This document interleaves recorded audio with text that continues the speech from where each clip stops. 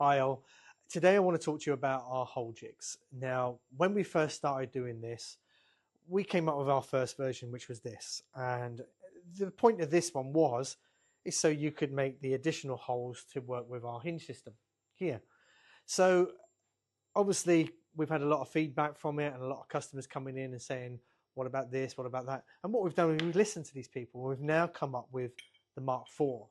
Now the Mark IV does have some extra features on it, so it's not just for doing the holes on the MFT system.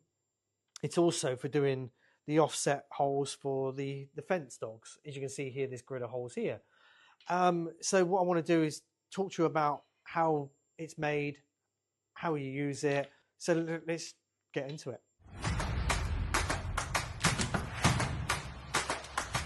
Okay, so when you receive your 346 jig, it comes with the plate, 2 quad bases, 2 bolts, 3 pins, and a hex key.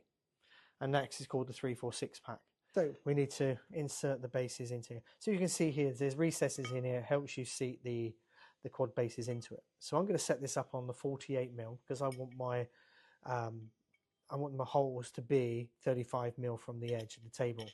It's based on an MK3 top. So I'm going to put that in there.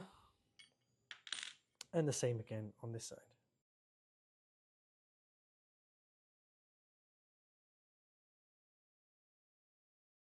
Okay, so you can see the setup in the 48. So with your grid of holes on the table, you can see here, I'm using a top that's already pre-drilled. This is one of our CNC tops that we make. But the grid of holes is exactly the same as an MFT3. So here I want my holes to be 35mm from the edge. Now, if you're using an MFT3 table, you've got to consider the extrusion that's on the side. So this allows for that. So putting in the 48 in here, as you can see here, the holes are perfectly in the center to do the hinge holes, as well as for doing the fence dog holes here. So once you've got your plate in place and it's in the right position, you're just going to tighten up your quad dogs, a couple of turns each, trying to do them equally, and then that'll make sure that your holes are nicely centered. Okay, like so.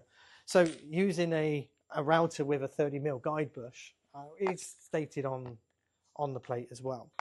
You can just place that in the hole here like so, and then you'll plunge down to do the holes that you need to do. So as you can see here, I would have machined these 2 holes out, but I'm going to also put in my fence dog holes here.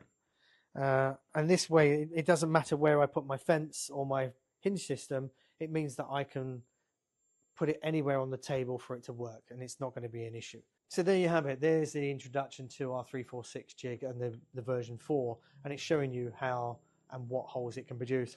So this is available on our website. The additional dog is also available on our website. And there you go. Hope to see you soon.